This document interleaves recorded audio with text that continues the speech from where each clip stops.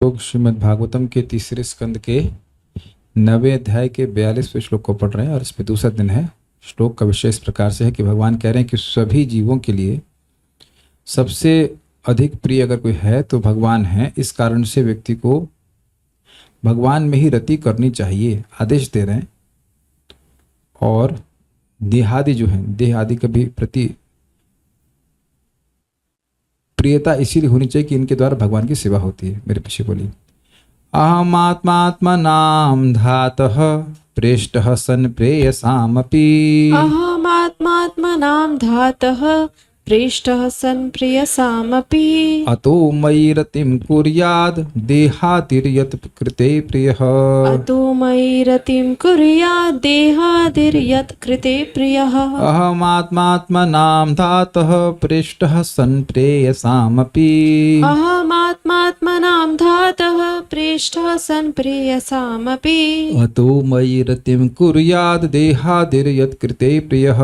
अतो मयि रतिं कुर्यात् देहादिर्यत् कृते प्रियः। बोलिए। अहमात्मात्मनां धातः प्रेष्टः सन् प्रेयसामपि। अहमात्मात्मनां धातः पृष्टः सन् प्रेयसामपि। अतो मयि रतिं कुर्यात् देहादिर्यत् कृते प्रियः। अतो मयि रतिं कुर्यात् देहादिर्यत् कृते प्रियः। हिलता बहुत है। अहम, भगवान कह रहे हैं ब्रह्मा जी को, मैं आत्मा परमात्मा हूँ। किसका? आत्मनाम, सभी आत्माओं का, सभी जीवों का मैं परमात्मा हूँ। हे धाता अर्थात हे विधाता ब्रह्मा जी। किस रूप में है? प्रेष्ठ सन प्रेयसाम अपि, जितनी भी प्रिय वस्तु हैं उनमें सर्वश्रेष्ठ अधिक प्रेष्ठ अर्थात प्रिय के रूप में वर्तमान हूँ। अतः इसलिए मई रतिम कुर्याद, मुझ में किसी भी व्यक्ति को रति करनी चाहिए, प्रेम उत्पन्न करने का प्रयास करना चाहिए। और देहादिर यद कृते प्रिय, देहादि के प्रति भी मतलब जो कार्य हैं, देहादि के प्रति भी आसक्ति इसीलिए रखनी चाहिए कि इससे भगवान के प्रेम जागृत होगा। मुख्य उद्देश्य क्योंकि है भगवान का प्रेम प्राप्त करना, और अपनी इंद्रियों के द्वारा भक्ति संपादित करके ही प्रेम प्राप्त होगा, अन्यथा नहीं। दूसरे के द्वारा जप करा करके मुझे नहीं प्रेम मिल जाएगा। दूसरा भागवत पढ़ेगा तो मुझे नहीं प्रेम मिल जाएगा। मुझे प्रेम मिलेगा अपने इंद्रियों से भगवान की सेवा करने से, है ना? सिंपल सी बात है। दूसरा प्रसाद खाएगा तो आपको तो भूख नहीं शांत हो जाएगी। हाँ, पुण्य मिल सकता है लेकिन आपको तो भूख शांत नहीं हो जाएगी। अपनी इंद्रियों से व्यक्ति को भगवान की सेवा करनी होती है। तो इसलिए क्योंकि यह शरीर बहुत बड़ा अर्थ देने वाला है, इसलिए उस अर्थ में इससे प्रियता होनी चाहिए कि भगवान से प्रेम प्राप्ति का साधन है। ये बात यहाँ पे बताई गई थी। हम लोग पहुंचे थे कहाँ तक? देखिए, यहाँ पे पहुंचे थे, पेज नंबर 11 पे। वह एक धनी व्यापारी के समान है जो यह नहीं जानता कि उसके पास अपार धन है और इसलिए वह निर्धनों जैसा व्यवहार करता है। इसका अर्थ समझ गए होंगे कि जीव के पास सुप्तावस्था में भगवान के प्रति प्रेम है, राग है, और वह नहीं जानता है। ऐसा हम लोग सुनते हैं और कभी कभी सुनने के बाद भी लगता है मुझ में भगवान के प्रति प्रीति कैसे हो सकती है। लेकिन एक सिंपल सी बात परम पूज्य सच्चिदानंद महाराज समझाते हैं कि देखिए इस जगत में देखा जाता है कि कोई सुंदर लड़की होती है तो लड़के का ध्यान अपने आप उधर आकृष्ट हो जाता है। कुछ भोजन की अच्छी वस्तु मिलती है तो व्यक्ति उधर उसमें राग कर लेता है, खाने के प्रति आसक्त हो जाता है। यानी आसक्ति का गुण हम में है, यह हम नकार नहीं सकते हैं। Is it okay? आसक्ति का गुण है, कहीं ना कहीं हर व्यक्ति किसी में आसक्त है, लेकिन वास्तविक आसक्ति प्रीति होनी चाहिए भगवान से।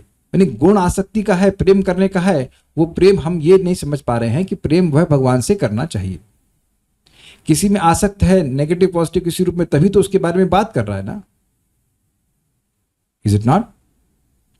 तो जो ये आसक्ति है यही ये इसी रूप में परिलक्षित हो रही है, प्रकट हो रही है कि व्यक्ति उस व्यक्ति के बारे में बात करना चाहता है। अगर नहीं आसक्त हो तो उधर बात भी नहीं करना चाहेगा, उसका मन भी वहां पे नहीं जाना चाहेगा। सिंपल सी बात है। तो नहीं, ये हमें देखना होगा कि आसक्ति, प्रेम, राग ये हमारे अंदर है, क्योंकि हम लोग जीवात्मा है, हम लोग कॉन्शियस हैं, तो आसक्त हुए बिना नहीं रह सकते। लेकिन आसक्ति के मूल विषय जो हैं, वो मुख्य विषय हैं, जो वास्तविक विषय हैं भगवान, ये बात यहाँ पे नहीं जानने के कारण व्यक्ति जगह जगह अपने प्रेम को इन्वेस्ट कर रहा है, वहां से प्रेम उसको प्राप्त मिलता नहीं है, ये बात है। तो निर्धन जैसा व्यवहार करता है। इसलिए यह आदेश दिया गया है कि जीव को स्नेह से युक्त होना चाहिए, यह एक आदेश है।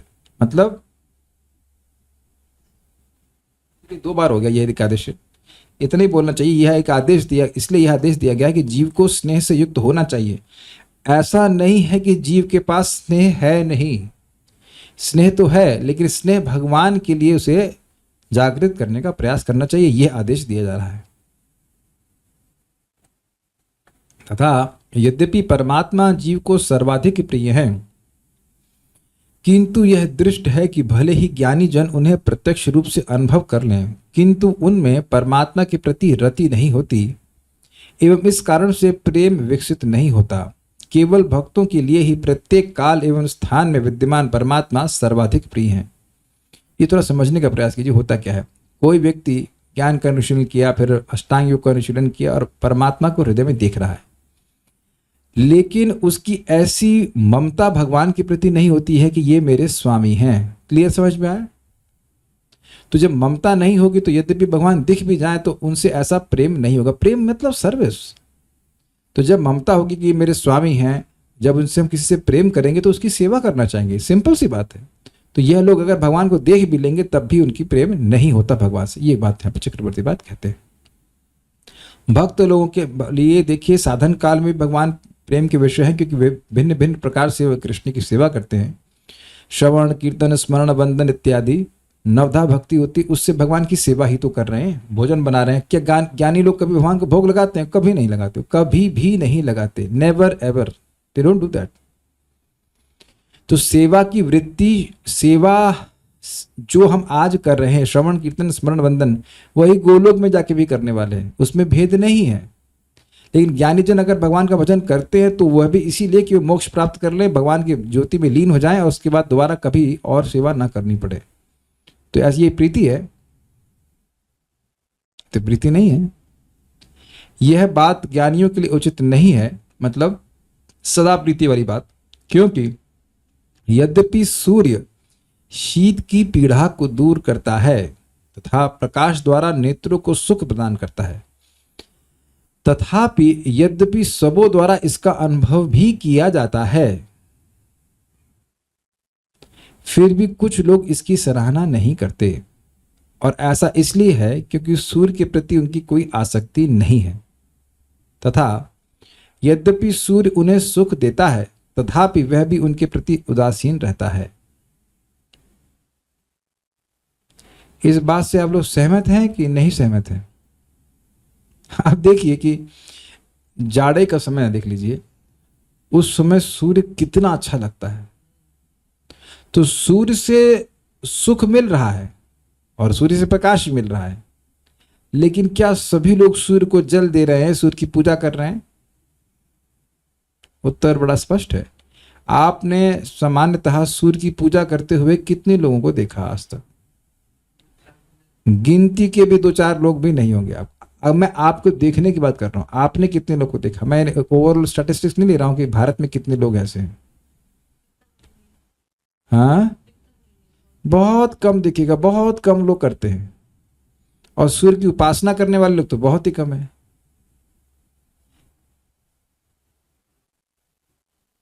कह रहे हैं कि जल चढ़ाते हुए देखा है ओनली, लेकिन कितने लोगों को? अच्छा, कितने लोगों को नौकरी पे जाते हुए देखा है? तो आप समझ गए कि कितने लोग नहीं देखा है तो मेट्रो में चढ़ जाइए सुबह, अगर चढ़ सके तो, है कि नहीं? तो बड़ा भारी होगा उस टाइम। तो अब बॉस लोगों के प्रति कितना कृतज्ञता ज्ञापित कर रहे हैं, हमको दे रहे हैं, ये दे रहे हैं, वो दे रहे हैं। लेकिन सूर्य किस प्रकार से हमको पोषित कर रहा है, ऐसे सब लोग स्वीकार करने के बाद, यानी सुख अनुभव करने के बाद भी सूर्य के प्रति इतना सराहना नहीं करते हैं। वह जल जो भी दे रहे हैं वह भी इसीलिए दे रहे हैं कुछ धार्मिक है, अन्यथा वो बाकी लोग तो कुछ दे ही नहीं रहे। ठीक है, पूरा पढ़ूंगा, समझ में आ जाएगा। अतः इसी प्रकार यद्यपि ब्रह्म आत्म साक्षात्कार का सुख प्रदान करता है और अज्ञान का नाश करता है। तथापि ज्ञानी जन उसमें आनंदित नहीं होते, क्योंकि उनमें उनमें उन्हें बहुत आसक्ति नहीं है। ब्रह्म ही भगवान की एक शक्ति है, ब्रह्म ज्योति, लेकिन वो भगवान में आसक्त नहीं है और ब्रह्म में भी आसक्त नहीं है। एक्चुअली आसक्त होना बड़ा मुश्किल है। आसक्त होने के लिए कोई व्यक्ति चाहिए, ज्योति में कैसे आसक्त हो जाएंगे आप। एवं ब्रह्म भी उन्हें निर्विशेष स्वरूप का बोध कराता है, फिर भी उनसे उदासीन रहता है। महाराज उसको सुंदर तरह समझाते हैं कि मान लीजिए कोई ज्ञानी दुख में है, तो क्या ब्रह्म उसको बचाने आएगा, या क्या उसको वह रुमाल देगा कि तुम्हारा आंसू पोंछ दे। भगवान ने तो कितने सारे अपने भक्तों की रक्षा करी है। आप कहीं नहीं देखेंगे कि कहीं ब्रह्म आकर के रक्षा किया हो किसी की। Can understand this. उदासीन है वो व्यक्ति, तो है नहीं।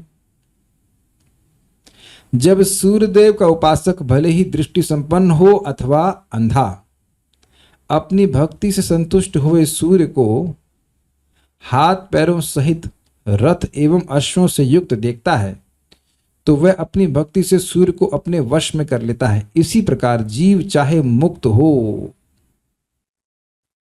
अथवा बद्धावस्था में परमात्मा के गुणों का बोध पाकर उसमें आनंदित होता है और अपनी भक्ति से परमात्मा को अपने वश में कर लेता है। ये बात थियोरेटिकल नहीं है। जैसे अब मैं विचार करूं, सिंपल सी बात, कि ब्रह्म असीम है, उसकी कोई लिमिट नहीं है। कैसा लगा आप लोगों को सुन के? हाँ, होगा। लेकिन भगवान की लीलाओं का जब आप वर्णन सुनते हैं, जैसे भगवान ने पूतना का उद्धार किया, तो अपने कुछ आनंद मिलता है, अपने कुछ होप मिलती है कि हम भी भगवान को भोग लगाएं, हमें भी भगवान अपनी माता के रूप में या अपने सेवक के रूप में स्वीकार करेंगे। नाम की महिमा सुनते हैं तो क्या कुछ आनंद नहीं आता कि हमारे लिए भी होप है कि हम मुक्त हो सकते हैं। इस समय हम बद्धावस्था में होने के बाद भी भगवान के गुण को, भगवान की कथा को, भगवान की महिमा को सुन करके सुखी होते हैं। यहां तक किसी का कोई विरोध तो नहीं है ना।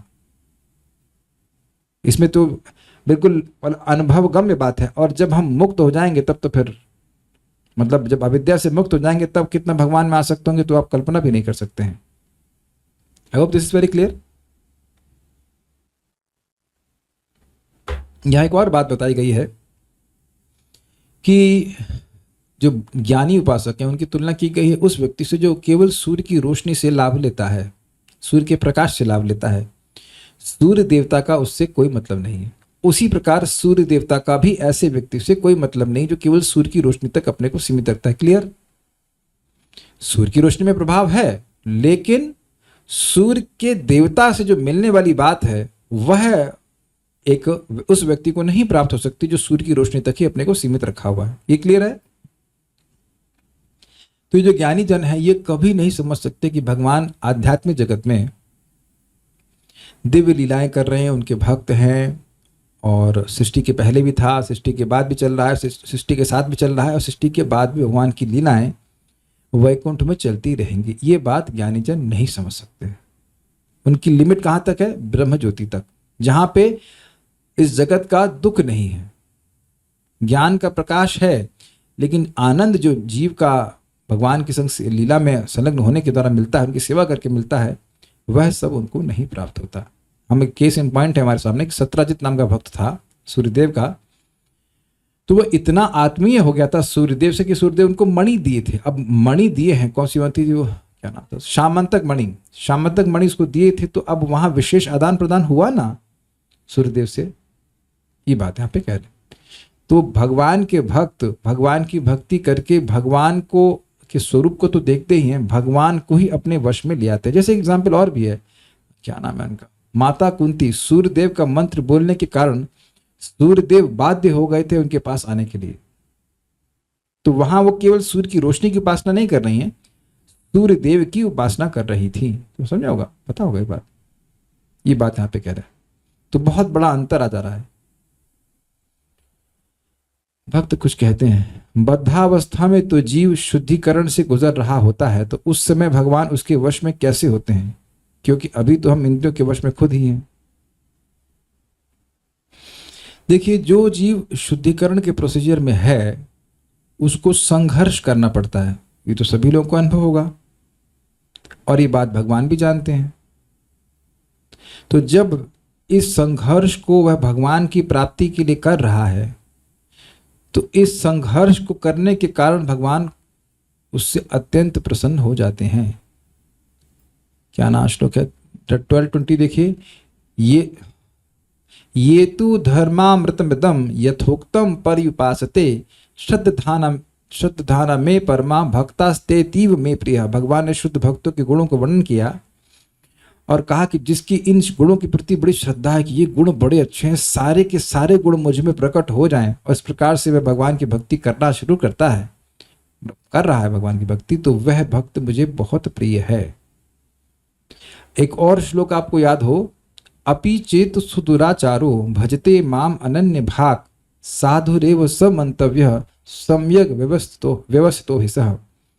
कोई भक्त है, अनन्य रूप से भगवान की भक्ति कर रहा है, भक्ति को आश्रय ले रहा है भक्ति प्राप्त करने के लिए, तो उसमें कोई दुराचार भी उपस्थित हो, सुदुराचार भी क्यों ना उपस्थित हो, उसको साधु ही मानना चाहिए। और आचार्यों ने समझाया कि साधु कैसा मानना चाहिए, वैसा मानना चाहिए जिसके वर्णन भगवान उसी अध्याय में पहले करते हैं। महात्मा नस्तु माम पार्था दैवीं प्रकृतिमाश्रितः भजन्ति अनन्य मनसो ज्ञात्वा भूतादिमव्ययम्। महात्मा जन तो मेरी दैवी प्रकृति का ही आश्रय लेते हैं और अनन्य भाव से भजन करते। तो कोई व्यक्ति अनन्य भाव से भजन कर रहा है, यद्यपि उसमें दुराचार भी क्यों ना हो, तब भी उसको वैसा ही साधु मानना चाहिए जैसे कि महात्मा लोग होते हैं।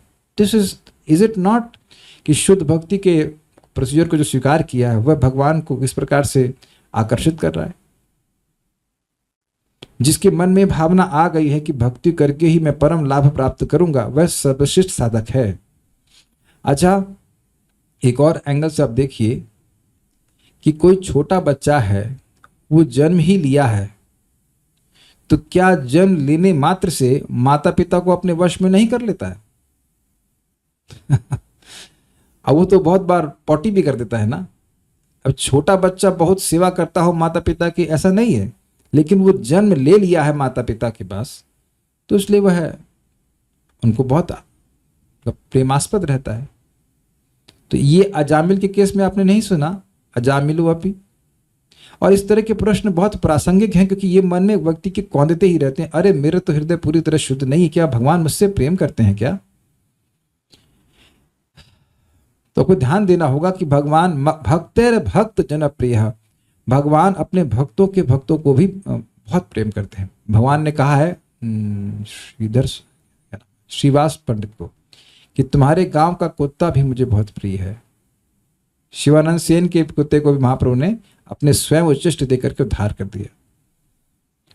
तो जिस तरह से पूर्ववर्ती आचार्यों ने भगवान को वश में किया, उनके अनुगमन करने से व्यक्ति भगवान को अपने वश में कर लेता है। बहुत सिंपल श्लोक है, ज्ञाने प्रयास मुदपस्य नमंत एव जीवंति सन्मुखरितं भवदीय वार्ताम स्थाने स्थिता श्रुतिगतां तनुवांग मनोभि ये प्रायशो जित जितोप्यसित स्त्रीलोक्याम। जो ज्ञान के प्रयास को, इस निर्विशेष ब्रह्म अनुसंधान को त्याग कर ज्ञाने प्रयास मुदपस्य त्याग देता है, दूर से ही त्याग देता है। ज्ञाने प्रयास मुदपस्य नमंत एव जीवंत सन्मुखरितं भवदीय वार्ताम। और भक्ति के श्रवण कीर्तन प्रोसेस को नमस्कार करते हुए मुखर भक्तों से, जो भगवान के बारे में बोलने के लिए बहुत अधिक उत्साहित रहते हैं, उनके द्वारा सुनते हुए अपना जीवन जीता है, बल्कि जीता ही है कथा के लिए, अगर ऐसा कहा जाए। तन्वांग मनोभिर ये प्रायशो जितो जितो प्रसिद्ध स्त्रीलोक्यम। अपने तन से, अपने मन से और अपनी वाणी से भगवान की कथा को आदर देता है, तो जो प्राय इस जगत में किसी के द्वारा जीते नहीं जाते, वह अजित उस व्यक्ति के द्वारा जीत ली जाते हैं। तो श्रवण कीर्तन के द्वारा भक्त के वश में भगवान आ जाते हैं, स्पष्ट लिखा है। ठीक है। अच्छा, एक प्रमाण और भी है। What is that? 1.1.2 धर्मः प्रोजित कैटवत्र परमो धर्मस्सराणाम सताम वेद्यम वास्तवमत्र वस्तु शिवदम तापत्रयोन्मूलनम श्रीमद् भागवते महामुनि कृते किं वा परैरीश्वरा सद्यो हृदयवरुद्ध तेत्र कृतभिः शुश्रूषुभिः तत्क्षणात्। जैसे ही कोई व्यक्ति श्रीमद् भागवतम को सुनने की इच्छा करता है तो तुरंत ही उसके हृदय में भगवान बंध जाते हैं। तब जो इच्छा कर रहा है उसके अनर्थ तुरंत हट जाते हो, ऐसा तो नहीं अनुभव किया जा रहा है। तब तो वहां पे चक्रवर्ती बात कहते हैं कि प्रेम रशनया धृतांग्री पद्मा, प्रेम की रस्सी के द्वारा भगवान बंध जाते हैं। भक्तों से निवेदन है कि अगर आपका वीडियो ऑन है तो आप कृपया आग्रह पूर्वक कथा सुनिए, because I look at the devotees. अगर आपने कुछ और बात करनी है तो you can very cheerfully keep the video off and think that you are hearing Bhagavatam, at least that will be helpful to bring Krishna under control, है ना। कुछ भी बात करें, वीडियो ऑन रखने का प्रयोजन ये है कि आप सतर्क रहें, ना कि मुझे डिस्टर्ब करें, है ना। सोचिए मैं भी फोन में बात करते हुए हाँ एक मिनट ना भेज रहा, you will feel disturb, is it not? I am also feeling disturb. ठीक है, आए हैं कथा में, अच्छी बात है, संख्या के द्वारा भी आना चाहिए वो भी ठीक है, लेकिन वीडियो ऑन कर रहे हैं तो समझिए मैं क्या यहाँ मैं क्या कह रहा हूँ, चक्रवर्ती पाद क्या कह रहे हैं। प्रेम रशनया ऋतांग्री पद्मा, श्रीमद् भागवतम को सुनने की इच्छा जैसे होती है, भक्त के हृदय में प्रेम जागृत होने लगता है, उस प्रेम की रस्सी से भगवान बंध जाते हैं। तो उम्मीद है कि सारे प्रमाण से आपको क्लियर हो गया होगा। नेक्स्ट, अतः परमात्मा भक्तों को सर्वाधिक प्रिय हैं। परमात्मा मतलब भगवान कृष्ण। अब भले ही चाहे उनकी भक्ति शुद्ध हो अथवा मिश्रित, हालांकि परमात्मा अल्प भक्ति युक्त अपने लक्ष्य हेतु भक्ति का किंचित आश्रय लेने वाले ज्ञानियों को सर्वाधिक प्रिय नहीं है। अब तो और क्लियर हो गया ना, यानी कि जो लोग शुद्ध भक्त हैं उनके लिए तो परमात्मा प्रिय हैं, और जिनकी भक्ति थोड़ी मिश्रित भी है लेकिन भक्ति चाहते हैं और उसमें कुछ और इच्छाएं भी हो सकती हैं, तो उनके लिए भी परमात्मा प्रिय है और धीरे धीरे करके वो पूरी तरह शुद्ध हो जाएंगे। लेकिन जो ज्ञानी जन है वो तो प्रारंभ से ही ये उद्देश्य बना के बैठे हुए हैं कि हमें भक्ति तभी तक करनी है जब तक हम भगवान नहीं बन जाते। ऐसे ज्ञानियों के लिए भगवान सर्वाधिक प्रिय नहीं है, उनके लिए सर्वाधिक प्रिय है उनका मोक्ष। क्लियर समझ में आ रहा है? नहीं समझ आ रहा? ज्ञानी जन भगवान की सेवा नहीं चाहते हैं, ज्ञानी जन चाहते हैं मोक्ष चाहते हैं, तो उनके लिए भगवान सर्वाधिक प्रिय नहीं है। उनके लिए सर्वाधिक प्रिय क्या है कि वह ब्रह्म ज्योति में लीन हो जाए, उनकी मुक्ति सबसे अधिक प्रिय है। हमको भक्ति नहीं चाहिए, हमको मुक्ति चाहिए।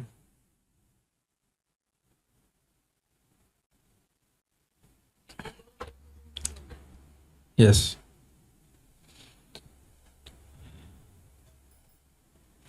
अतः जब परमात्मा स्वयं कहते हैं कि मेरे प्रति प्रीति होनी चाहिए, तो इसे भक्त के संबंध में ही समझना चाहिए, यानी ज्ञानी लोग के संबंध में नहीं हो सकता ये।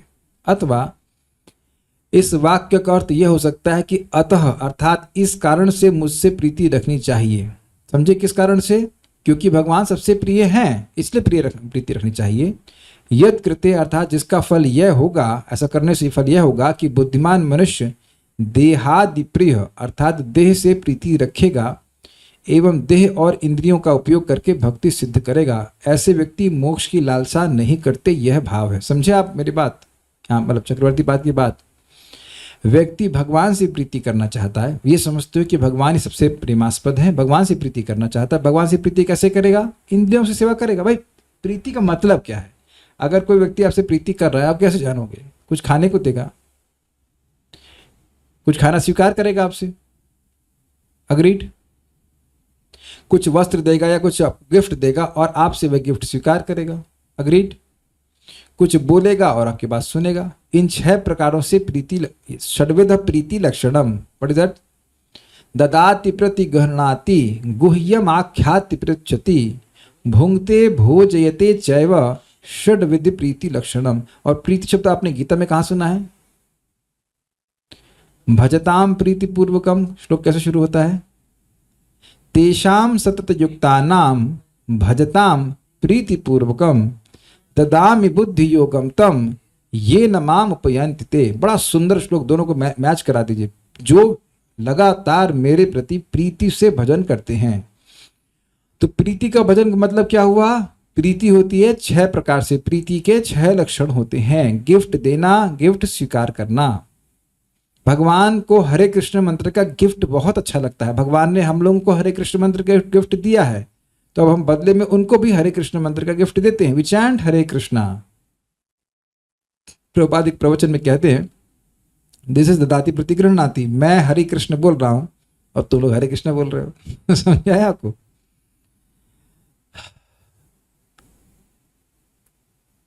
भोजन भगवान को भोग लगाते हैं भक्त, और भगवान प्रसाद देते हैं।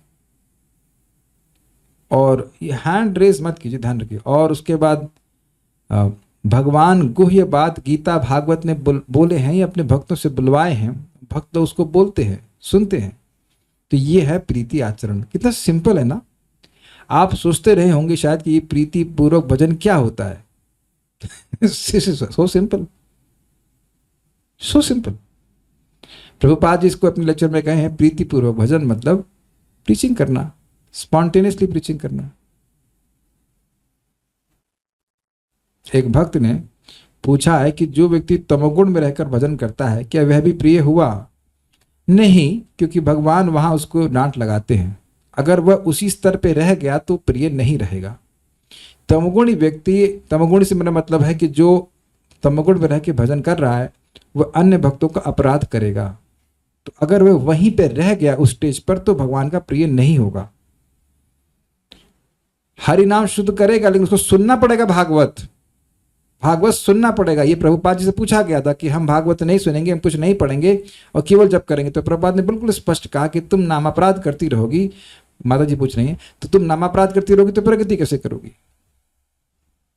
आप समझने का प्रयास कीजिए, बड़ा डेंजरस है सारा गेम। जब तक व्यक्ति श्रीमद् भागवतम को नहीं सुनेगा, उसको समझ ही नहीं आएगा कि स्टैंडर्ड क्या है। मैं किसी भक्त की चुगली करता हूं, गाली गलौज कर रहा हूं, तो क्या दिक्कत है? तो सुधरेगा ही नहीं भाई साहब, वो सुधरेगा ही नहीं। और अगर है भी तो बहुत स्लो, और होगा भी तब जब उसे भक्तों की संगति प्राप्त हो।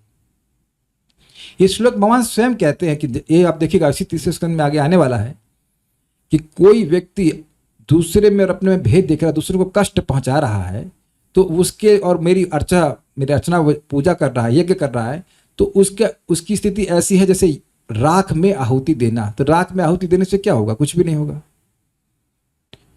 और इसीलिए देखा जाएगा कि जो लोग भक्तों को परेशान करते हैं, जब करने के बाद भी उनकी प्रगति आध्यात्मिकता में देखी नहीं जाती है। तो नामापराध से नाम की कृपा बहुत कम रूप से मिलती है, बहुत कम मिलती है। क्या ज्ञानी जन यह नहीं जानते हैं कि ब्रह्म ज्योति भी कृष्ण की अंग कांति है? जी नहीं, और नहीं वो जानना चाहते हैं।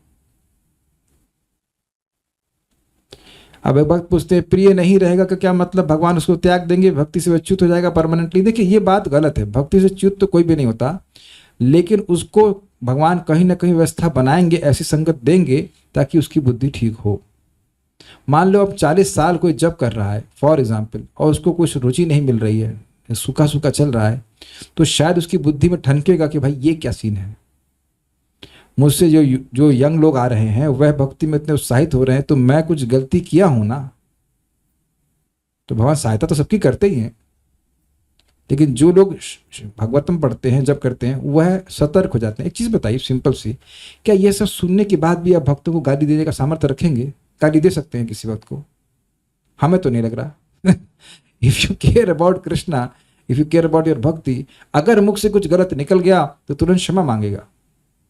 इन गाली देने का सामर्थ्य तो बिल्कुल नहीं होगा ना, या कुछ खराब बात बोले, किसी को मार पीट करें, ऐसा तो नहीं कर सकते ना।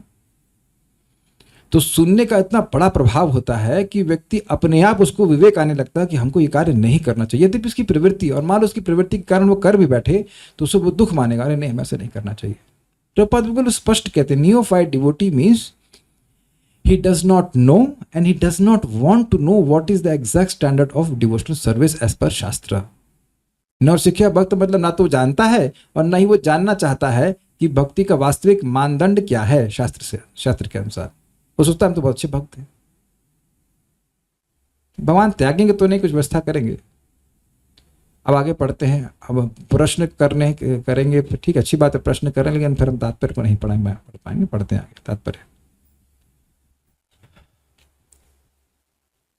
भक्तों के समाज बहुत बड़ा है, और आप देखेंगे कि भक्तों के समाज में भक्तों का बर्ताव भी बहुत वैरायटी का है। तो उस वैरायटी का कारण यही है कि व्यक्ति शास्त्र का श्रवण नहीं करते हैं। और जैसे जैसे व्यक्ति जप अच्छे से करेगा, कथा सुनेगा, तो वो कॉन्शियस होता जाएगा या होती जाएगी कि ये मेरा बर्ताव ठीक नहीं था, चाहे भक्तों के प्रति हो, चाहे भगवान के प्रति हो, चाहे कुछ भी हो। And that is a sign of making advancement. तात्पर्य, पूर्ण पुरुषोत्तम भगवान तो बद्ध तथा मुक्त दोनों ही दशाओं में परम प्रिय है। जब कोई व्यक्ति यह नहीं जानता कि भगवान ही एकमात्र सर्वाधिक प्रिय लक्ष्य हैं, तब वह जीवन की बद्ध अवस्था में होता है। और जब वह यह भली भांति जान लेता है कि भगवान ही एकमात्र सर्वाधिक प्रिय लक्ष्य हैं, तो वह मुक्त माना जाता है। क्यों ऐसा? और सिंपल है, जब समझेगा कि भगवान ही प्रिय हैं तो क्या करेगा? वो भगवान की सेवा करेगा, खत्म, मुक्त। अब जो लोग पूर्णतः मुक्त नहीं हैं, उनके बीच में संघर्ष होता रहता है। मैंने एग्जाम्पल दिया पेंडुलम का। सुन लिए कथा, हाँ भगवान प्रिय हैं, लेकिन फिर बुद्धि प्रीचिंग करती नहीं ये वस्तु भी प्रिय है। फिर सुन लिए कथा, नहीं भगवान प्रिय हैं, अच्छा ठीक भगवान प्रिय हैं, फिर वापस गए पेंडुलम, नहीं कुछ इंद्रिय जनित कार्य भी करने चाहिए, इंद्रिय सुख को देने वाले कार्य करने चाहिए। लेकिन आप जानते हैं कि नियमित रूप से श्रवण करने का क्या प्रभाव होगा? अब वह अगर इंद्रिय तृप्ति भी कर रहा है किसी भी रूप में, तो वह उसको उस रूप में नहीं कर पाएगा जैसे वो पहले अज्ञान में करता था। उसका टेस्ट भगवान खत्म करते जाते हैं। बहुत प्रभावशाली है ये। और एक समय आकर के उसका इंटरेस्ट उसमें बिल्कुल समाप्त हो जाएगा। समझने लगता है कि भाई इससे हमें कुछ नहीं मिल रहा है। ओके, भगवान के साथ अपने संबंध को जानने की कोटियां अर्थात कैटेगरियां हैं, जो इस अनुभूति पर निर्भर करती हैं कि परमेश्वर प्रत्येक जीव के सर्वप्रिय लक्ष्य क्यों है। मतलब समझे, ये मुझे मोक्ष देते हैं, ब्रह्म के रूप में प्रिय हैं, परमात्मा के रूप में प्रिय हैं, या भगवान के रूप में प्रिय है। समझा गया? असली कारण 15.7 में स्पष्ट बताया गया है। ममय वांश, भगवत गीता के, ममय वांशो जीवलोके जीवभूतः सनातनः। सारे जीव परमेश्वर के नित्य भिन्न अंश हैं। जीव आत्मा कहलाता है और भगवान परमात्मा, जीव ब्रह्म कहलाता है और भगवान परब्रह्म या परमेश्वर, ईश्वरः परमः कृष्णा। जिन बद्धात्माओं को आत्म साक्षात्कार नहीं हुआ होता, वे भौतिक देह को ही सर्वप्रिय मानते हैं।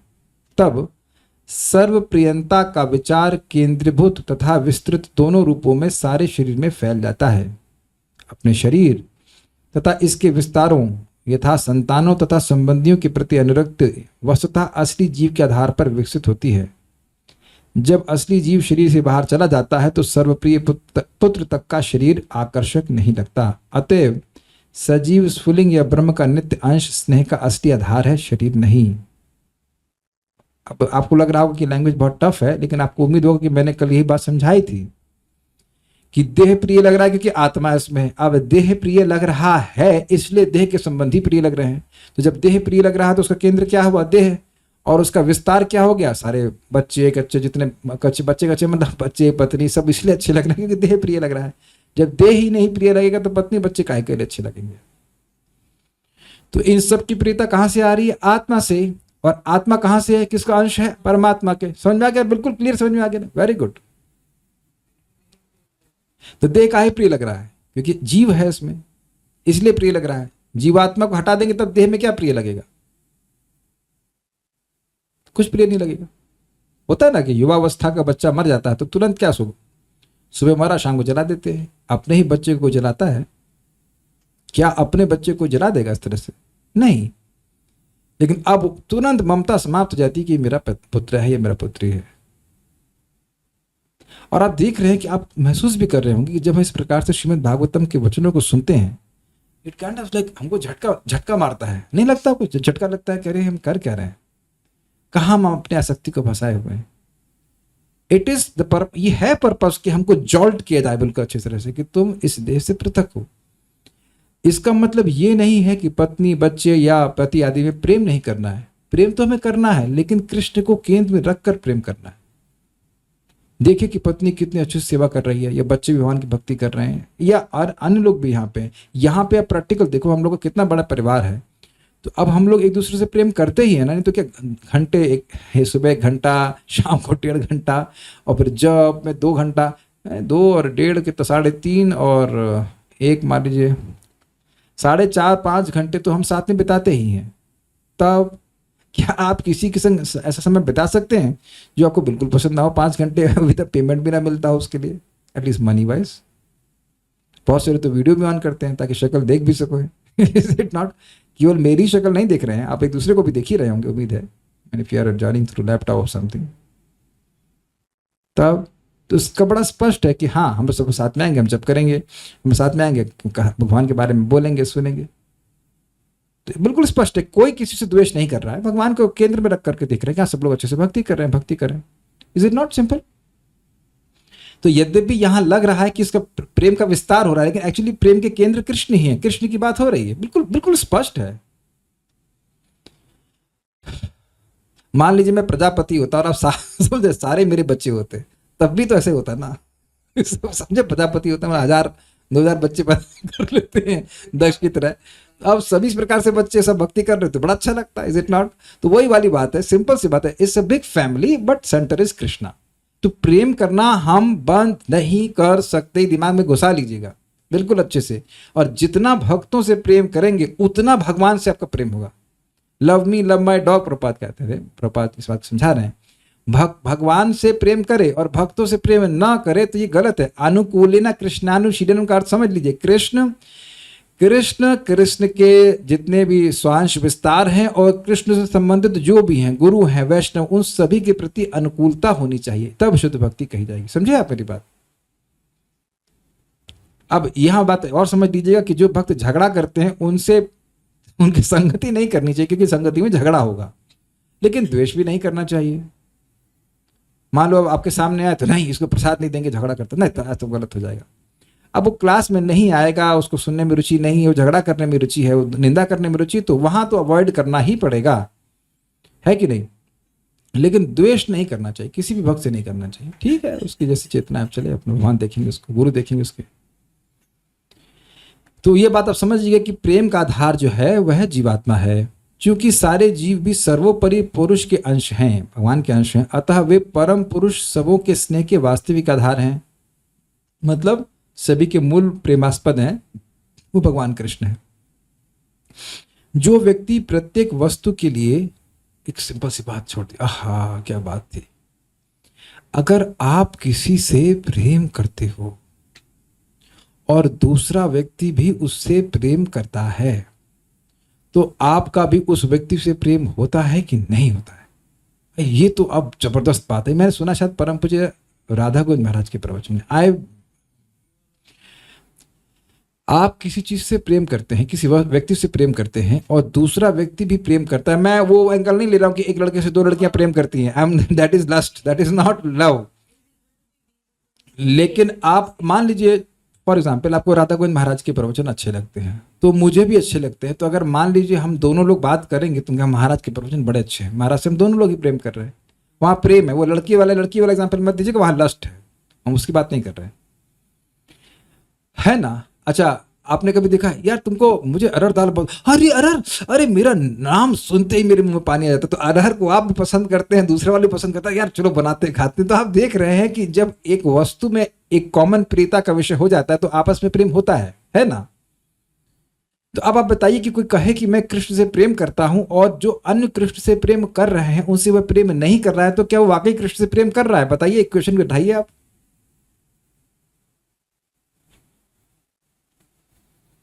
काफी जॉल्टिंग है ना? मान लीजिए कालिंदी माता जी भगवान से प्रेम करती, कर ही रही हैं, और मैं भी कह रहा हूं, मैं भी मान रहा हूं कि मैं भगवान से प्रेम कर रहा हूं, लेकिन इनसे मैं प्रेम नहीं कर रहा हूं, तो उसका मतलब भगवान से ही प्रेम नहीं कर रहा हूं। आप विचार कीजिए। एक भक्त कहते हैं, यदि कोई भक्त कहीं गलती कर रहा हो और उसको करेक्शन दिया जा रहा जाए पर वह उसे बुरा मान जाता हो, तो इस स्थिति में क्या करना चाहिए? उसकी गलती पर यदि उसको सही बात ना बताएं तो ये भी गलत हो जाएगा। देखिए, आप उस पोजीशन में हैं तब बताइए, नहीं तो छोड़ दीजिए, वो और उसके गुरु जाने, यानी आप सुनेगा नहीं। तो हम बात जो बोले उस पर ध्यान दीजिए, बड़ी इंटरेस्टिंग बात है भाई, ये बहुत इंटरेस्टिंग बात है। आप लोगों को भी भागवतम अच्छी लगती है, मुझे भी कुछ कुछ अच्छी लगती है, तभी तो एक दूसरे से प्रेम है। है कि नहीं? This is very simple. तो ये बड़ी इंटरेस्टिंग बात है, बहुत अलग एंगल से देख रहे हैं कि अगर हम सोच रहे हैं कि हम भगवान से प्रीति कर रहे हैं तो मेरा भी उन अन्य भक्तों से, उन भक्तों से प्रेम होगा जो भगवान से प्रेम कर रहे हैं। अब एक आपके भक्त कहते हैं तभी होगा जब कृष्ण कथा हो। हाँ, तो और कैसे भक्त भगवान से प्रेम करते हैं बताइए? कृष्ण कथा से ही भक्तों में प्रीति होती है। ये अब हम लोग बिल्कुल याद नहीं मेरे को, लेकिन परीक्षित महाराज कहते हैं ऐसा कुछ कि भक्तों से मैत्री होती है, सख्य, अब भूल गया मैं बिल्कुल। भगवान की कथा होने से भक्तों की आपस में मैत्री हो ही जाती है। जो व्यक्ति प्रत्येक वस्तु के लिए अपने प्रेम के मूलभूत सिद्धांत को भूल जाता है उसमें केवल टिमटिमाता प्रेम होता है, क्योंकि वे मायाग्रस्त होता है। अब इसका क्या मतलब होता है? आपने कभी देखा है जब वोल्टेज डाउन होता है तो बल्ब टिमटिमाता है? इसका मतलब है थोड़ा प्रकाश कम, कभी एकदम डाउन, देखा है आपने? एकदम बंद, फिर उसके बाद फिर एकदम से तेज हो जाएगा, फिर कम हो जाएगा, फिर बढ़ जाएगा। देखा है? एकदम विजुअलाइज कर पा रहे हैं कि नहीं? एकदम अच्छा एग्जाम्पल है प्रभुपाद जी का। आप सभी लोगों ने देखा होगा कि एक जमाने में जब वोल्टेज बहुत ऊपर नीचे हुआ करते थे तो इस तरह से बल्ब टिमटिमाते थे। या देखा होगा दिवाली की वो जो लड़ बोलते हैं, क्या होते हैं, लड़ी रहती है जिसमें बल्ब जलते बुझते रहते हैं। तो वहां देखेंगे, जगत में देखा जाता है कि आज कोई व्यक्ति बड़ा चमकदार प्रेम कर रहा है, कॉल एकदम फुस। ये है कि नहीं है बताइए? अब माता जी लोग इस बात को स्वीकार करेंगे, जब शादी होकर गई थी ससुराल में तो बड़ा प्रेम, शायद 2-4 दिन के लिए, उसके बाद 1 महीने के बाद सब फुस। कुछ तो हंस रहे हैं। अब हमारा काम ही है थोड़ा सा नब्ज पे हाथ रखने का, लेकिन आप जान रहे हैं कि नाड़ी पकड़ लेते, ये है ही, ये होता ही है।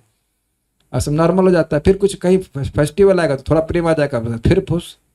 एक स्थायी प्रेम नहीं रहता। आप इसी मतलब कह सकते हैं असेंबली में देख लीजिए कि क्या कभी प्रेम कम हुआ है? कभी प्रेम कम हुआ है? कभी कोई भक्त आया हो तो मैं दुखी हो गया हूं, अरे ये क्यों आ गया कथा सुनने के लिए, अब मेरी कथा कम पड़ जाएगी, अब इसको मैं कैसे कथा सुनाऊंगा? Not like that, is it not? क्या कभी ऐसा अनुभव किया आपने? कभी नहीं होता, कभी भी नहीं होता। या सुबह आप जब में दिख जाओ, अरे यार ये क्यों दिख गया, ये क्यों दिख गया, आज की शक्ल नहीं अच्छी लग रही है। Never happens. आप देख रहे हैं कि जैसे जैसे हम सब लोग शुद्ध हो रहे हैं वैसे वैसे भगवान के प्रति आसक्ति बढ़ रही है और एक दूसरे के प्रति भी आसक्ति बढ़ रही है कि हम ये भक्त नहीं रहेंगे तो हम कथा कहाँ करेंगे भाई? किससे कथा करेंगे? From where will we listen, where will we talk? ठीक है, तो ये बात यहां पे है, बहुत अच्छा बात है। तो ये टिमटिमाता वाला प्रेम नहीं है। जो माया के सिद्धांत से जितना ही अधिक प्रभावित होता है वह प्रेम के मूल सिद्धांत से उतना ही विरक्त रहता है। बिल्कुल स्पष्ट है। माया मतलब कृष्ण से छोड़ करके प्रेम करने का प्रयास करना। जब कोई व्यक्ति भगवान की प्रेम भक्ति में पूर्णता विकसित नहीं होता, जब तक कोई व्यक्ति भगवान की प्रेम भक्ति में पूर्णता विकसित नहीं होता है तब तक वास्तव में वह किसी वस्तु से प्रेम नहीं कर सकता। प्रस्तुत श्लोक में मतलब कृष्ण को केंद्र में रखे बिना किसी चीज को हम प्रेम नहीं कर सकते। प्रभात कहते हैं, आज श्लोक को पूरा पढ़ लेंगे हम। प्रस्तुत श्लोक में पूर्ण पुरुषोत्तम भगवान पर प्रेम को केंद्रित करने पर बल दिया गया है। यहां पर कुरियात शब्द सार्थक है। इसका अर्थ है मनुष्य इसे प्राप्त करे, मतलब उसे करना चाहिए। यह इस बात पर बल देने के लिए है कि हमें प्रेम के सिद्धांत के प्रति अधिकाधिक अनुरक्त होना चाहिए। We should become attached to the principle of love. लेकिन वो प्रेम जो सिद्धांत है भगवान को केंद्र में रखकर प्रेम करना। माया का प्रभाव आध्यात्मिक जीव के अंश द्वारा अनुभव किया जाता है। जीव माया के प्रभाव को अनुभव करता है, किंतु यह माया परमात्मा पर अपना प्रभाव नहीं दिखा सकती।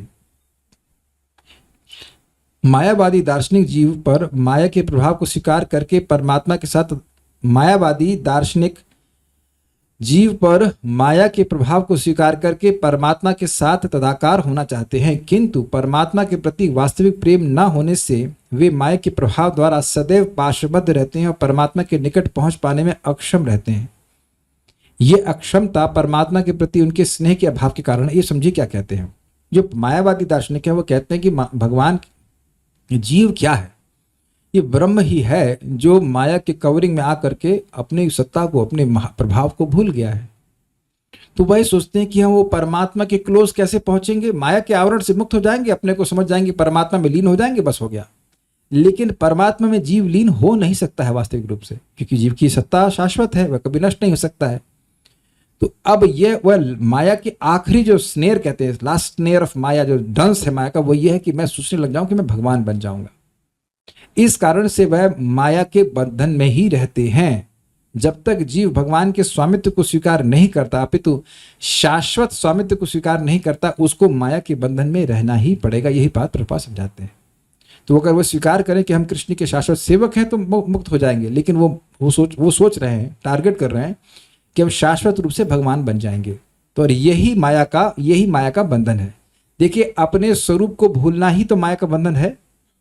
क्लियर है ना? अविद्या मतलब जो मैं हूं भूल जाए, और अस्मिता मतलब जो मैं नहीं हूं वो मानना। तो अविद्या का क्या मतलब हुआ? वह समझ नहीं पा रहा है कि वह कृष्ण का सेवक। और अस्मिता क्या मतलब हुआ? वो अपने को भगवान मान रहा है। जो तुम कदापि नहीं हो वो तुम मान रहे हो या बनने का प्रयास कर रहे हो, तो ये तो माया में ही रहना हुआ। अब तो बिल्कुल स्पष्ट हो गया होगा। अब तक तो समझते हैं कि अविद्या अस्मिता का मतलब क्या होता है। सामान्यतः अविद्या का मतलब है कि अपने को हम भूल जाएं कि हम भगवान के सेवक हैं, और अस्मिता मतलब जो हमारी देह है उसको मैं माने। लेकिन अगर तुम अपने को देह नहीं मान रहे हो, चलो अच्छी बात है, तुम ये मान रहे हो कि माया से मुक्त हो गए, तो फिर तुम्हें अपने स्वरूप मालूम होना चाहिए ना कृष्ण के संबंध में। लेकिन तुम तो ये मान रहे हो कि भगवान हो तुम, तब भी तो तुम अपने स्वरूप से कुछ अलग बात मान रहे हो ना। तो अस्मिता ही तो हुआ ना। और अस्मिता तो बाद में आएगी, पहले तो अविद्या आएगी। तुम अपने स्वरूप को नहीं जान रहे हो, तभी तो तुम मान रहे हो कि तुम भगवान हो। तो माया से छूटे कहां हो? I hope this very clear.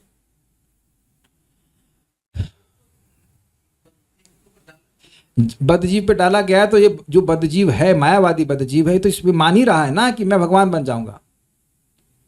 तो वो कहां अपने स्वरूप में स्थित हुआ? ये बात है ना। तो इसीलिए कह रहे हैं कि वह माया के पास बद्ध रहते हैं और भगवान के पास नहीं पहुंच पाते। आपने बड़ा स्पष्ट सुना था, मयोपेतम मेरे पास, मया उपेतम मेरे पास किस रूप में आता है कि मैं कृष्ण का सेवक हूं, इस भावना में आता है। और स्वराज्यम पृच्छति, इस प्रकार अपने राज्य को, अपनी संपत्ति को प्राप्त करता है। वो क्या राज्य है? कृष्ण की प्रेममयी सेवा, ये बात। और इसको जब वो गायब कर देंगे तो फिर वह ठन ठन गोपाल से कहते वैसे बने रहेंगे। तो यही प्रभा समझाते हैं, ये अक्षमता परमात्मा के प्रति उनके स्नेह के अभाव में के कारण। जैसे किसी जगत में किसी से बहुत प्रेम करते हैं तो उसके घर में घर जाते हैं ताकि उसकी सेवा करें। तो ये बात स्वीकारनीय है कि अगर कोई कहो कि हम घर में, एक मिनट आप घर पे हैं क्या? हाँ हम घर में हैं। हाँ, आप में लीन होने के लिए आ रहे हैं। अब आप में से कितने लोग इस फोन कॉल को अप्रिशिएट करेंगे? कोई आप में लीन होने के लिए आ रहा है? Krishnansh Prabhu, what do you feel about this call? Prabhu ji आपसे बहुत महत्वपूर्ण बात करनी। क्या करना है प्रभु? घर पे हैं आप? हाँ हाँ हैं, आ जाइए, मैं आ रहा हूँ लीन होने के लिए। लीन होने, तो आप भगेंगे वहां से, ये कौन सा भूत आ गया भाई लीन होने के लिए? तो आप समझ गए, कोई कहे कि आपके लिए मिठा लेके आ रहा हूँ, आपको संकीर्तन करूंगा, कथा सुनूंगा, तो अच्छा लगता है। ये लीन होने का मतलब हुआ। आई hope this is very clear. तो आप ऐसे व्यक्ति को दूर ही रखना चाहेंगे। धनी कंजूस यह नहीं जानता कि वह अपनी संपत्ति का किस तरह उपयोग करे, अतएव अत्यंत धनी होते हुए भी उसका कंजूस स्वभाव उसे सदैव निर्धन व्यक्ति बनाए रखता है। That's a brilliant way of putting things. Prabhupada amazing है। जो व्यक्ति कंजूस होता है उसके पास धन होगा, लेकिन फिर भी वह पैदल चलेगा। मतलब वो अपनी उस धन का उपयोग अपने हित के लिए भी नहीं कर पाता। तो अब यहां क्या बात बोली जा रही है? हमारे पास जीव है, हम हरे कृष्ण मंत्र बोलेंगे तो भगवान से प्रेम जागृत हो जाएगा। भगवान को भोग लगाकर प्रसाद ग्रहण करेंगे तो भगवान से प्रेम जागृत होगा। लेकिन लोग नहीं करते हैं। अगर आप ये कहो कि 24 घंटे भक्ति करना बहुत मुश्किल है, लेकिन अगर यह भी कह दो लोगों से कि अपने खाली समय को तो भक्ति में लगा दो, तो वह भी तो नहीं कर रहे हैं। लोग पत्ते खेल रहे हैं। बताइए, ये कंजूसी हुई ना? भगवान को वह कुछ भी नहीं देना चाहते। जगत में ऐसे ही लोग घूम रहे हैं। आप यही लोग देखते हैं। माइक पे बताइए, हमें कुछ सुनाई नहीं पड़ता, नहीं तो परेशान। इसके विपरीत वह व्यक्ति जो यह जानता है कि धन का किस तरह उपयोग किया जाए, थोड़ी पूंजी होने पर भी तुरंत धनी बन सकता है। समझ गए भाई? जो समझा कि भाई इंद्रियों का प्रयोग भगवान की सेवा में करने से प्रेम जागृत हो जाता है, तो वो करने लग जाएगा उसको। अब आप ये बताइए कि जो व्यक्ति मायावादी है, क्या उसके घर में भोजन नहीं है? है, लेकिन भगवान को देना नहीं चाहता। आप अब कंजूसी की व्याख्या समझ पा रहे हैं? कंजूस के पास है 100 रुपए के बहुत पैसे होते हैं धन के पास, लेकिन वह कंजूस, उसको भिखारी को कंजूस नहीं कहते हैं। जिसके पास है ही नहीं, वह ना दे पाए तो उसको दोष नहीं, उसको कंजूस नहीं कहेंगे। जिसके पास है और वो नहीं देना चाहता है ना। मैं फिर रिपीट करूंगा कि जैसे मैंने अपने माथे पे तिलक लगाया है तो रिफ्लेक्शन पे अपने आप तिलक दिख रहा है, अच्छा बुरा जैसे भी दिख रहा है।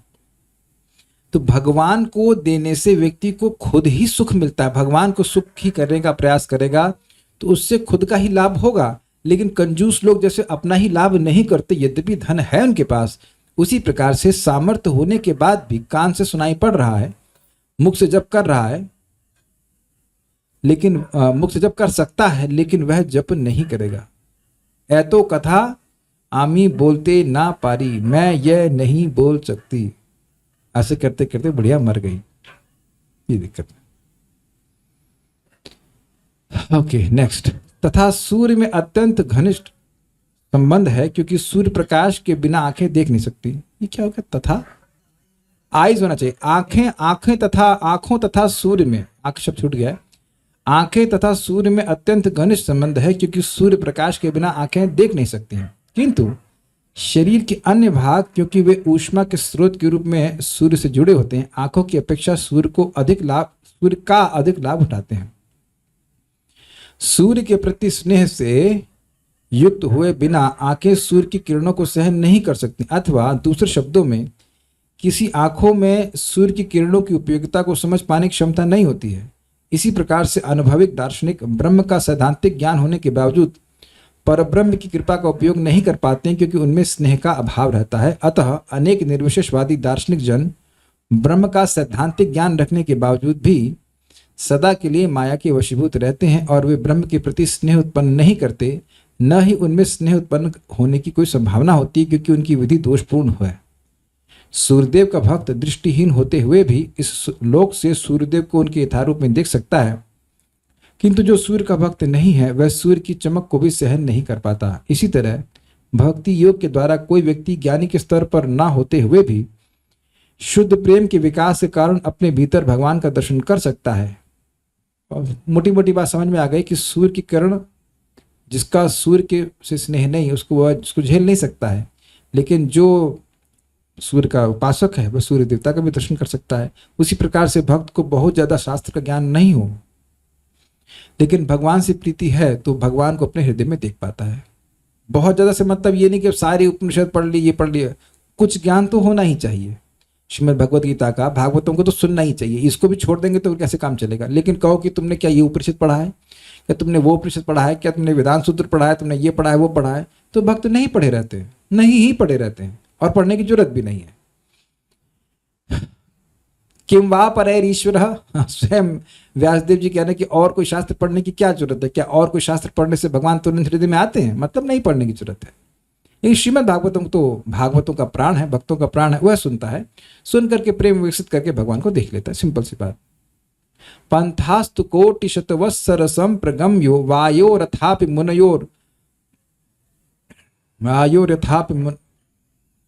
मुनिपुंगवानाम सोप्यस्त सिम्न अविचिंत तत्व गोविंदमादि पुरुषम तमहम भजामि। मन की गति से, वायु की गति से बहुत समय तक भी, हजारों हजारों साल तक मुनिजन अपने मन को दौड़ाएं, लेकिन फिर भी भगवान के तत्व को नहीं समझ सकते हैं। लेकिन भगवान की भक्ति करके व्यक्ति भगवान का अनुभव प्राप्त करता है। जैसे कि परम पूज्य श्रीला गौर किशोरदास बाबा जी महाराज अपना नाम भी लिखना नहीं जानते थे, और उनके शिष्य हैं शिला भक्ति सिद्धांत सरस्वती ठाकुर, जिसे इनके बराबर कोई स्कॉलर पूरे विश्व में नहीं था। अब ये क्या क्वेश्चन है? तो कारण यही है कि श्रीमान शिला गौर किशोरदास बाबा जी के महाराज के हृदय में शुद्ध प्रेम विकसित हो गया था भगवान के नाम उच्चारण के द्वारा। इट इज सिंपल, सारा ज्ञान प्रकाशित हो गया था। ये बात यहाँ पे बोली जा रही है। मनुष्य को सभी परिस्थितियों में भगवत प्रेम विकसित करने का प्रयास करना चाहिए और इससे समस्त जटिल समस्याएं हल हो जाएंगी। ये बहुत सिंपल सी बात लाइन है, आखिरी लाइन है कि जटिल समस्या क्या है। जी व्हाट इज इट? कृष्ण भूलिया जीव अनादिर बहिर्मुख अतः माया दे तार संसार दुख। बहिर्मुख जीव भगवान कृष्ण से बहिर्मुख होने के कारण जगत में गलत सलत कार्य कर रहा है, इसीलिए माया दुख दे रही है। तो सिंपल सारी समस्या का समाधान ये है कि वह कृष्ण के शरणागत हो, अर्थात कृष्ण को प्रिय लगने वाले कार्य करे, तो माया उसको छोड़ देगी और वह माया के बंधन से मुक्त होकर भगवान के पास चला जाएगा। सिंपल सी बात है। अच्छा, और क्या कहते हैं? अपराध और पाप में क्या भेद है ये बताएंगे। ये तो खैर थोड़ा सा डिफ्लेक्ट हो रहा है, लेकिन चलिए पूछा गया है तो हम बता देते हैं। राध मतलब संतुष्टि और अप मतलब दूर हो जाना। जिस कार्य से भगवान की संतुष्टि दूर हो जाए उसे अपराध कहेंगे। पाप व्यक्ति जरूरी नहीं कि वो मतलब से मान लीजिए बहुत से लोग भक्ति नहीं कर रहे हैं लेकिन पाप कर बैठते हैं, पाप ही करते रहते हैं, तो वहाँ वह भगवान को एनी हाउ संतुष्ट करने का प्रयास नहीं कर रहे, तो उसको अपराध नहीं कहा जाएगा, वो पाप कहला जाएगा। शास्त्र के विरुद्ध जो आचरण है उसको पाप कहा जाएगा। शास्त्र के विरुद्ध आचरण अपराध में भी, अपराध भी शास्त्र के विरुद्ध आचरण को भी कहा जाएगा, लेकिन वहाँ स्पेशल बात यह है कि वह भक्तों के द्वारा होता है। लेकिन इसका मतलब ये नहीं कि भगवान का भजन ना करें। भगवत गीता में ज्ञानी प्रिय हैं भगवान कहते हैं। जी हाँ, बिल्कुल प्रिय हैं, लेकिन कौन से भगवान, कौन से ज्ञानी, कौन से ज्ञानी? चतुर्विधा भजन्ते माम जना सुकृतनो वर्जना आर्तवर्थार्थ जिज्ञासु ज्ञानी च भरतर्षभ। तो वहां जिस ज्ञानी की बात भगवान कर रहे हैं वो है क्यों प्रिय है? तेषाम ज्ञानी नित्य युक्त एक भक्तिर विशिष्यते प्रियो ही ज्ञानिनो अत्यर्थम अहम स च मम प्रिया। इन चारों लोगों में जो 4 प्रकार के लोग भगवान के पास आते हैं, दुखी है, पैसा चाहता है, जिज्ञासु और ज्ञानी, उन चारों में सबसे अधिक ज्ञानी प्रिय है भगवान कहते हैं। तेषाम ज्ञानी नित्य युक्त, क्योंकि वह नित्य युक्त रहता है, लगातार भगवान की सेवा में लगा रहता है। एक भक्ति विशिष्ट, वह एकांतिक रूप से भक्ति करता है।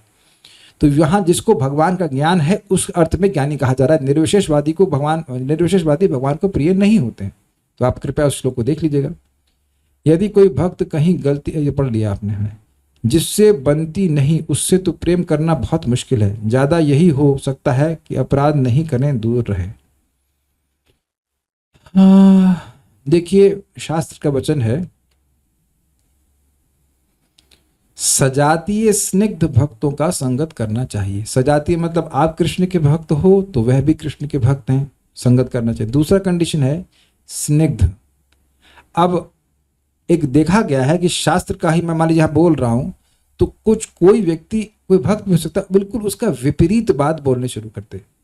कभी कभी भक्तों के संग दिक्कत ही होती है कि वो सीधी बात नहीं समझ पाते, वरन for God knows what reason, लेकिन नहीं समझ पाते। तो ऐसे में अब उनसे द्वेष ना किया जाए, लेकिन वहां पे चुप रहना और दूरी बना के रखना ही बेहतर होगा, नहीं तो संबंध और खराब हो जाएंगे। जो शास्त्र में है, जो श्लोक में लिखा है, उसको भी जब कोई यथावत ना स्वीकार कर पाए अपनी वॉट एवर गॉड नोस बुद्धि के कारण, ऐसे में दूरी रखना ही उचित रहता है। भगवान आज्ञा के रूप में कह रहे हैं, मेरे लिए रति से युक्त हो, अर्थात मेरे लिए प्रेम से युक्त हो। भगवान स्वयं से प्रेम करने की आज्ञा दे रहे हैं। इससे तो ऐसा लग रहा है कि भगवान भी जीवों को प्रेम प्राप्त करने के लिए लालायित हैं। भगवान भी जीवों को प्रेम प्राप्त करने के लिए लालायित हैं, भगवान से करने के लिए लालायित हैं। भगवान से प्रेम करना तो जीव की स्वतंत्र इच्छा है ना, भगवान आज्ञा दे रहे हैं। देखिए, हम भगवान से प्रेम करेंगे तो किससे लाभ किसको होगा? हमको लाभ होगा। तो भगवान प्रेम पूर्वक ये बात कह रहे हैं कि बेटा समझ जाओ। आपको आपके पिताजी माताजी के बोले बेटा मान जाओ, नहीं हम नहीं मानेंगे, तो हाँ वो हमारी इच्छा है, लेकिन आप देखेंगे कि माता पिता अपनी बुद्धि के अनुसार बोलते हैं कि इससे तुम्हारा कल्याण होगा, तुम्हारे कल्याण के लिए बोल रहा हूँ, समझो मेरी बात। तो भगवान हमारे कल्याण के लिए बोल रहे हैं। ऐसा नहीं कि उनके पास सेवकों की कमी है, अरे भाई मट्ठा बनाने के लिए कोई है नहीं, चलो आध्यात्मिक जगत में बुलाए इस जीव को, भैया मट्ठा मिलाए। So you must remember this कि वह हमारे कल्याण के लिए बोल रहे हैं। वक्ष्यामि हित काम्यया, मैं तुम्हारी हित कामना से बोल रहा हूँ। और ये सब बोलने के बाद भगवान अंत में क्या बोले? यथा इच्छासी तथा कुरु, तुम्हारी जैसी इच्छा हो वैसा करो। इस पे महाराज बड़ा सुंदर बोले हैं। परम पूज्य वृंदावन चंद महाराज इस पे बड़ा सुंदर एंगल दिए। हम तो जिंदगी में कभी ऐसा सोच नहीं सकते महाराज क्या सोचते हैं। महाराज कह रहे थे कि देखिए, अगर कोई व्यक्ति आपका बहुत प्रेमी है, करके देखना कभी आप, आपसे बहुत ज्यादा प्रेम करता है। अगर आपका कोई बहुत ज्यादा प्रेम करने वाला नहीं हो तो फिर तो नहीं एक्सपेरिमेंट चलेगा। लेकिन अगर कोई वाकई आपसे बहुत प्रेम करता है और उसको आप बोल दें तुम्हारे जैसी इच्छा हो तुम वैसा करो, तुरंत दूरी व्यक्ति को महसूस होगी कि ये तो हमको अपने से दूर करती है।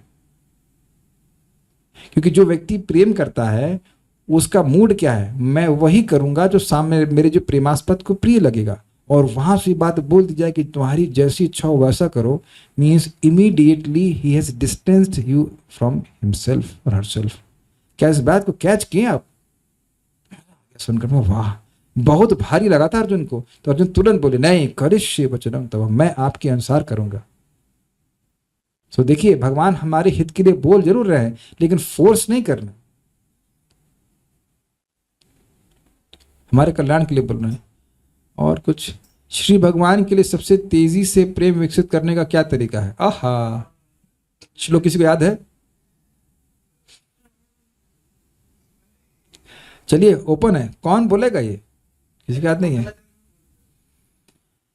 शृण्वन्ति गायन्ति गृह्णन्त भीक्ष्णशः स्मरन्ति नन्दन्ति तवेहितं जना तैव पश्यन्ति अचिरेण तावकं भव प्रभाव परमं पदाम्बुजं। शृण्वन्ति सुनते हैं, अगर कोई सुनाने वाला हो तो सुनते हैं, ये करते हैं शृण्वन्ति। और गायन्ति अगर कोई सुनने वाला हो तो गाते हैं। शृण्वन्ति गायन्ति गृह्णन्ति, खुद भी बोलते रहते हैं।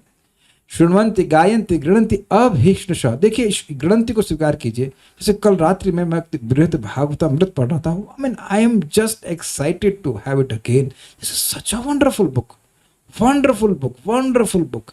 कैसे एक जीव को बचाने के लिए राधा रानी एक दूसरे अपने पार्षद को गोलोक से यहाँ भेजती है। मैंने वंडरफुल बुक, घबराइए मत, गीता के बाद वही पढ़ाएंगे, जबरदस्त है। तो क्या ऐसा पढ़ करके आपका प्रेम नहीं बढ़ता? जैसे मैंने अभी श्लोक कोट कर रहा हूं कि 6 महीने की तपस्या का फल आपको विष्णु नैवेद्य से मिले हुए प्रसाद, मतलब खाने में मिलाकर खा लेने से मिला था। तो अब भगवान विष्णु के प्रसाद के प्रति प्रेम नहीं बढ़ जाता आपका? तो अब भले मुझे मेरे संग कोई सुनने वाला पढ़ने वाला कोई साथ में नहीं है उस समय, लेकिन पढ़ करके मुझे भी तो प्रेरणा मिल रही है। Do you agree with this? आप लोग रिकॉर्डिंग अन्यथा भी सुनते होंगे अन्य समय में, तो वहां भगवान जो सुनते हैं तो प्रेम बढ़ता है ना भगवान के प्रति। तो शृण्वन्ति गायन्ति गृह्णन्ति अभीक्ष्णशः, निरंतर। अब निरंतर मतलब 24 घंटे तो संभव नहीं होता है, सोना खाना नहाना भी होता है, लेकिन जितना संभव हो एटलीस्ट रोज तो होना चाहिए। 24 घंटे से अधिक का गैप नहीं होना चाहिए, 24 आवर्स से अधिक नहीं होना चाहिए कि आज सुना है क्लास और उसके बाद 6 महीने के बाद क्लास सुन रहे हैं, सोच रहे हैं कि जल्दी प्रेम हो जाएगा ना, तब नहीं हो पाएगा। क्या है? स्मरंती नंदंती तव हितम जना। और स्मरंती, ये सब करने के बाद स्मरण करते, हा कितनी अच्छी बात सुनी, और फिर स्मरण करके खुश होते हैं, स्मरण करके कुड़ते नहीं, काहे पहुंच गए उस क्लास में, अरे यार क्या बोल रहे हैं, ऐसा नहीं। इसीलिए शास्त्र की बात बोलनी चाहिए ताकि भक्त लोग स्मरण करके खुश हो जाए। उसको शास्त्र में है ही ऐसी बातें, इतनी सारी बातें खुश होने के लिए, दुखी होने के लिए नहीं कोई बात। क्या? तब हितम जना, आपकी लीला कथा को जो सुनते हैं, तब क्या हो जाएगा उनके संग? तो कह रहे हैं तयेव पश्यन्ति, वे ही देखते हैं, मतलब और कोई लोग देख ही नहीं पाएंगे। तयेव पश्यन्ति यानी ते एव पश्यन्ति, वे ही देखते हैं, और एव अर्थ वे देखते ही हैं। ऐसे लोग देखेंगे ही और वे ही देखेंगे, दोनों अर्थ समझ पा रहे हैं ना? और लोग नहीं देखेंगे, मायावादी नहीं देख पाएंगे, और भक्त लोग देखेंगे ही। ऐसा होगा कि नहीं वो नहीं देखें? जैसे अब देखिए, अब भगवान कृष्ण जो है, कृष्ण बलराम मथुरा में गए, तो मथुरा में गए तो वहां पे एक उनको माली मिला, माली मतलब मालाकार, और उसने माला बनाई, उसका नाम था सुदामा।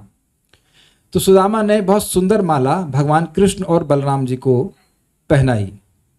क्या पहनाई? बहुत सुंदर माला पहनाई। भगवान कृष्ण बलराम ने उनको आशीर्वाद दिया कि तुम इस जीवन में सुखी रहोगे और तुम मरने के बाद भगवान के पास जाओगे। अब आप ये बताओ कि जैसे मैं बोल रहा हूं आपको लीला दिख रही है कि नहीं दिख रही है?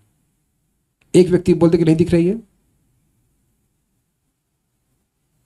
प्लीज रेज हैंड कि किसको नहीं दिखाई पड़ी। हाँ, अगर अभी सब्जी के बारे में सोच रहे हो तो अलग बात है, लेकिन अगर आपने ये बात सुनी तो अभी तुरंत दिख गया ना, कृष्ण बलराम हैं और वृंदावन से मथुरा गए, मथुरा में ये हुआ दिखा दी कि नहीं? मैंने तुरंत दिखाई ना? कोई विरोध हो तो बताइए, नहीं दिख रहा? ओके, तो हमने इसलिए जानबूझ के लीला बताई आपको, और ऐसे बहुत सारी लीला है।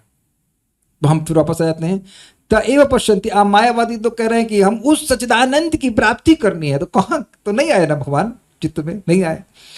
त एव पश्यन्ति और अचिरेण तावकम, तैव पश्यन्ति अचिरेण तावकम भव प्रवाहो परमाम पदाम्बुजम। आपको ही प्राप्त करेंगे। कुंती महारानी भगवान कृष्ण के सामने हैं और बोल रही हैं कि आपको ही प्राप्त करेंगे, आपके अन्य विस्तारों को नहीं प्राप्त करेंगे और आपके ब्रह्म स्वरूप को प्राप्त नहीं करेंगे, वे आपके चरणों की प्राप्ति करेंगे। तो भगवान मानो कहें कि मेरे चरणों की प्राप्ति का क्या लाभ होगा, तो कहते हैं भवा प्रवाहो परम उपरमम पदाम्बुजम। आपके चरण कमलों की प्राप्ति करने वाला के लिए जन्म मृत्यु का प्रवाह अपने आप रुक जाता है। तो सबसे जल्दी भगवान की प्राप्ति कराने का जो तरीका है वह श्रवण कीर्तन का प्रोसेस है। अरे महाप्रभु ने कहा हाँ अच्छा ये भी बता रहे अचिरेणा, मतलब ये नहीं कहने किस जल्दी, मतलब सबसे जल्दी।